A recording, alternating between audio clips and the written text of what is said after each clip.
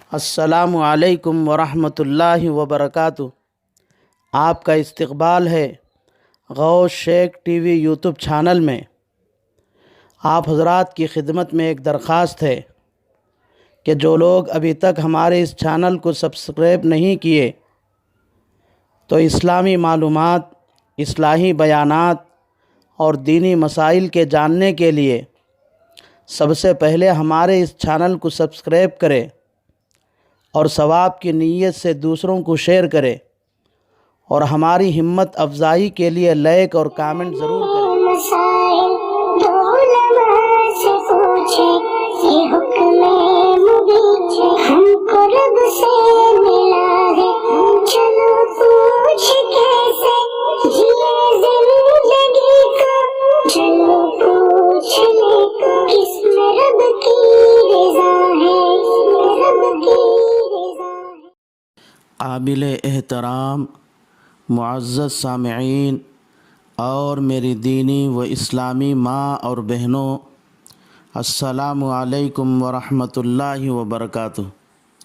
پچھلے مذاکرے سے یہ بات معلوم ہو چکی ہے کہ عبید اللہ ابن زیاد کے لوگوں نے حضرت حسین رضی اللہ تعالی عنہ اور ان کے 70 پر 2 ساتھیوں کو کربلا کے میدان میں نہایت بے رحمی سے شہید کر دیا، لیکن حضرت حسین رضی اللہ تعالی عنہ اور ان کے ساتھیوں کی شہادت کوئی اتفاقی واقعہ نہیں ہے، بلکہ حضرت حسین رضی اللہ تعالی عنہ اور ان کے ساتھیوں کی شہادت کی اطلاع پہلے ہی سے رسول اللہ صلی اللہ علیہ وسلم کو دی گئی تھی۔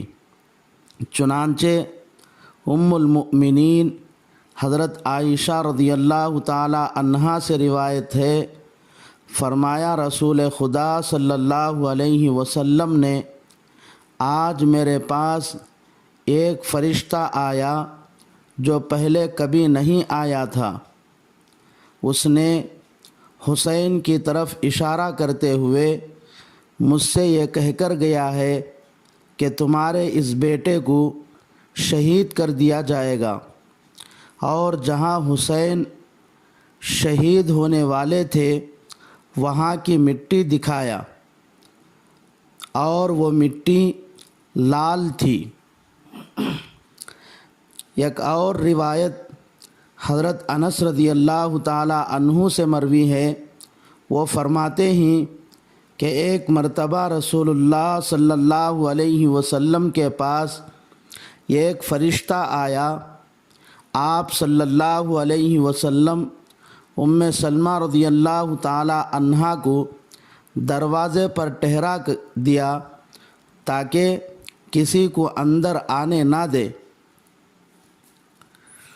اتنے میں حضرت حسین رضی اللہ تعالی عنہ چھوٹے سے بچے کھیلتے کودتے آئے اور آپ کے کندھوں پر چڑھنے لگے۔ فرشتے نے پوچھا، کیا آپ اس بچے سے محبت کرتے ہیں؟ آپ صلی اللہ علیہ وسلم نے فرمایا، ہاں۔ فرشتے نے کہا، اس بچے کو آپ کی امت ہی شہید کر دے گی۔ پھر کہنے لگا، اگر آپ چاہے تو اس بچے کے شہادت کی جگہ کی زمین میں آپ کو دکھا دوں۔ یہ کہہ کر ہاتھ مارا اور لال مٹی اٹھا کر دکھایا۔ حضرت ام سلمہ رضی اللہ تعالی عنہا نے اس مٹی کو اٹھا کر اپنے پاس دامن کے کنارے باندھ کر رکھ لیا۔ اسی وقت سے لوگوں کے درمیان یہ خبر پھیل گئی کہ حضرت حسین رضی اللہ تعالی عنہ کو میدان کربلا میں شہید کر دیا جائے گا۔ چنانچہ حضرت حسین رضی اللہ تعالی عنہ کے والد ماجد حضرت علی رضی اللہ تعالی عنہ جب جنگ صفین کے لیے جا رہے تھے تو راستے میں ایک میدان میں حنظل کے درختوں کے پاس سے گزر ہوا تو حضرت علی رضی اللہ تعالی عنہ نے ساتھیوں سے معلوم کیا کہ یہ کون سی جگہ ہے۔ لوگوں نے بتلایا کہ یہ کربلا ہے۔ حضرت علی رضی اللہ تعالی عنہ نے فرمایا کربن و بلاءن۔ اس کے بعد وہیں ایک درخت کے نیچے نماز پڑھی اور کہا اس میدان میں ایک جماعت شہید ہوگی جو صحابہ کے بعد سب سے بہترین شہداء ہوں گے، بغیر حساب کتاب کے جنت میں داخل ہوں گے۔ بعض روایتوں سے پتہ چلتا ہے کہ آپ صلی اللہ علیہ وسلم نے لوگوں کو حضرت حسین رضی اللہ تعالی عنہ کی شہادت کے موقع پر مدد کرنے کی ترغیب بھی دی تھی۔ چنانچہ انس بن حارث رضی اللہ تعالی عنہ فرماتے ہیں کہ ایک مرتبہ نبی کریم صلی اللہ علیہ وسلم حضرت حسین رضی اللہ تعالی عنہ کی طرف اشارہ کرتے ہوئے فرمایا کہ میرا یہ بیٹا کربلا کی زمین میں شہید کر دیا جائے گا، اگر اس وقت تم میں سے کوئی موجود ہو تو اس کی ضرور مدد کرنا۔ انس بن حارث رضی اللہ تعالی عنہ اس وقت تک حیات رہے اور حضرت حسین رضی اللہ تعالی عنہ کی مدد کرتے ہوئے شہید ہو گئے۔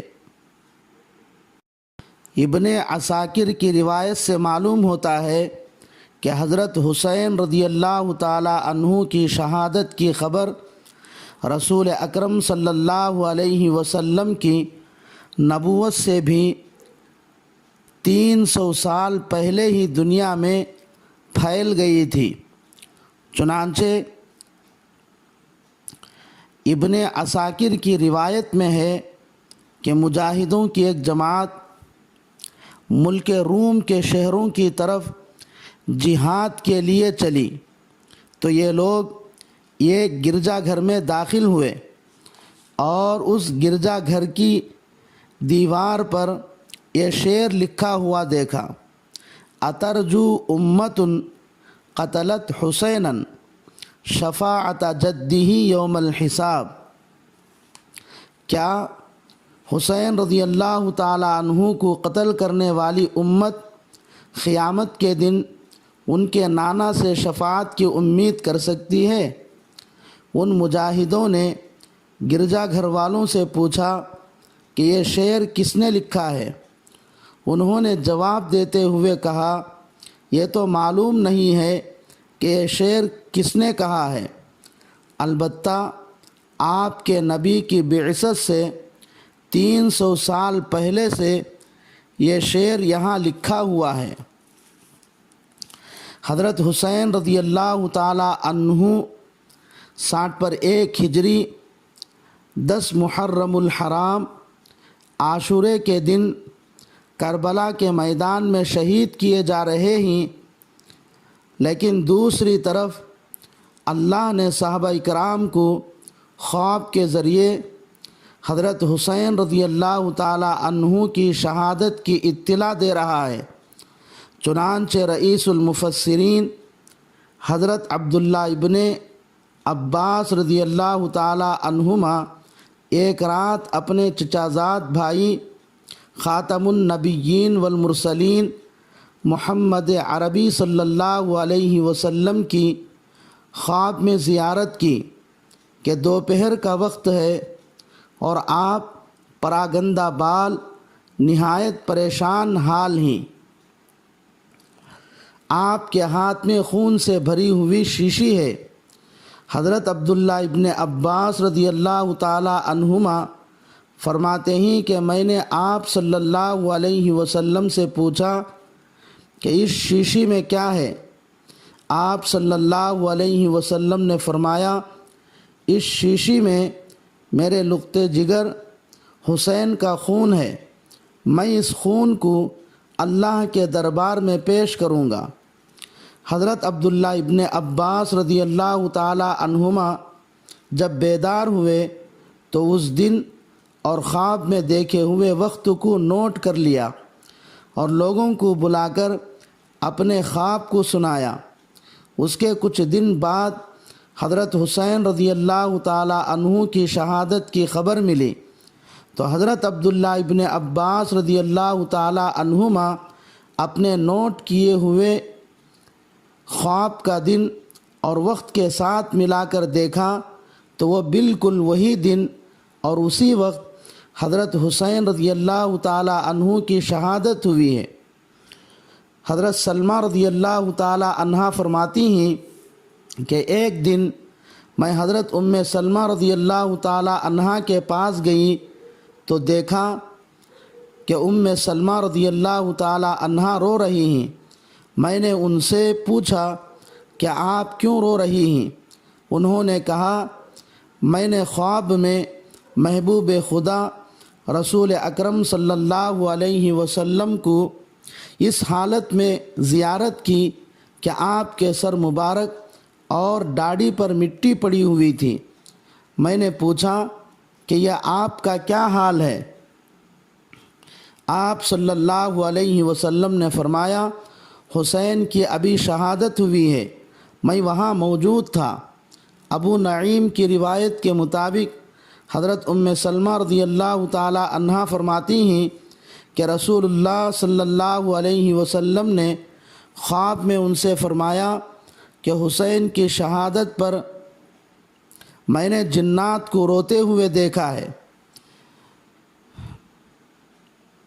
جنات حضرت حسین رضی اللہ تعالی عنہ کی شہادت پر نوحہ کرتے اور روتے ہوئے یہ اشعار پڑھ رہے تھے۔ مسح الرسول جبینہ فلہ بریق فی الخلود ابواہ من علیا قریش جدہ خیرا لجدود۔